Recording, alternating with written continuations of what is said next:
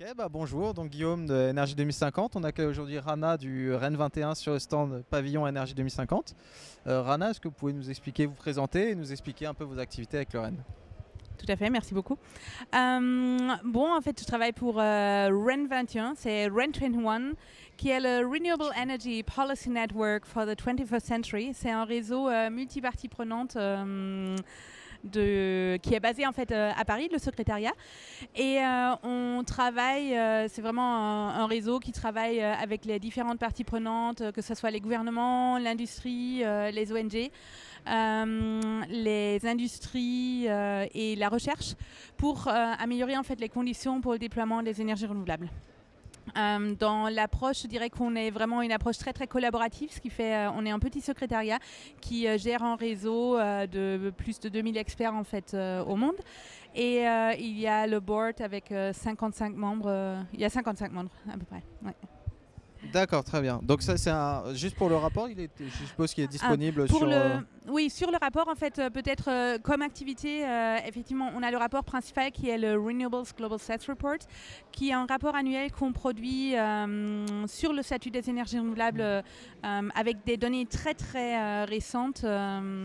On couvre tous les secteurs, que ce soit l'électricité, la chaleur, le transport, et après toutes les énergies renouvelables, en fait, les technologies. Il y a également un chapitre sur l'efficacité énergétique et sur l'accès à l'énergie et le rôle des énergies renouvelables pour l'accès à l'énergie. Du coup, c'est aussi là où des acteurs comme Énergie 2050 contribuent très activement. Et ce rapport, il est disponible sur notre site internet www.run21.net/GSR. Vous allez y accéder directement. Il est publié en général début juin. D'accord. Bon, nous on connaît, hein, mais c'est juste comme ça. Les gens qui regardent, ils savent où aller. Tant mieux, vous le connaissez, c'est super. Hein, c'est une référence et c'est des documents, c'est des données qu'on utilise souvent dans nos rapports. Justement, comme nous on utilise souvent vos données, etc. Comment s'organise cette collaboration avec les acteurs, donc comme Énergie 2050, mais comme d'autres, j'imagine. Et quel est l'impact que vous sentez déjà sur l'aspect collaboratif? C'est aussi une des approches d'Énergie 2050, vraiment de lier, de faire du lien, de créer des synergies entre les acteurs. Quel type de résultats vous avez déjà vu par rapport à ça? Par rapport à ça, déjà effectivement, ce rapport-là, il est. Oui. Ah non, mais il n'y a pas. Le rapport, celui-ci, que Guillaume tient gentiment, il est vraiment produit de manière collaborative, ce qui fait il y a 450 experts qui participent. Et du coup, on a différents types de participation. Il y a soit des auteurs, il y a vraiment une équipe d'auteurs. Après, il y a justement des experts sectoriels, technologiques, qui contribuent des données spécifiquement. Et il y a la de participer en tant que reviewers, c'est-à-dire de revoir les drafts des différents rapports. Effectivement, comment est-ce qu'on travaille avec les différentes organisations, surtout dans les secteurs où il n'y a pas encore trop de données consolidées, comme tout ce qui est accès à l'énergie. On contacte clairement les practitioners, je ne retrouve pas le mot, ou bien les industries, les praticiens, les entreprises également, qui travaillent dans ce secteur pour contribuer activement. Et comment est-ce que ce qu'on voit clairement, surtout sur par exemple des secteurs qui sont où il y a moins de données consolidées, c'est qu'il y a quand même une autre conscience du fait que les données sont importantes. Elles sont importantes parce que ça permet de renseigner en fait des processus politiques, la définition de politiques, de cadres réglementaires. Ça permet d'attirer en fait l'investissement, d'attirer l'intérêt en fait de l'industrie pour certaines régions, pour certains secteurs. Et là, on voit clairement sur les dernières années qu'il y a un vrai changement de la part des acteurs. Et je pense que du coup, les rapports comme le Global Stats Report y contribuent parce qu'on se rend aussi compte qu'il y a justement des acteurs régionaux qui aujourd'hui nous demandent de travailler avec eux pour produire des rapports régionaux. Il y a des acteurs, des activités sectorielles, justement. On voit que, par exemple, les associations industrielles, la Global Off-Grid Lighting Association, aujourd'hui, ils produisent vraiment de très bonnes données marché sur leur secteur. Et là, on voit un vrai changement. Et ça se fait de manière collaborative, en échangeant sur comment est-ce qu'on peut améliorer les données, comment est-ce qu'on peut collaborer, comment est-ce qu'on peut aussi utiliser les données et améliorer la communication avec de bonnes données pour voir les impacts que ça peut avoir. Non, c'est clair que...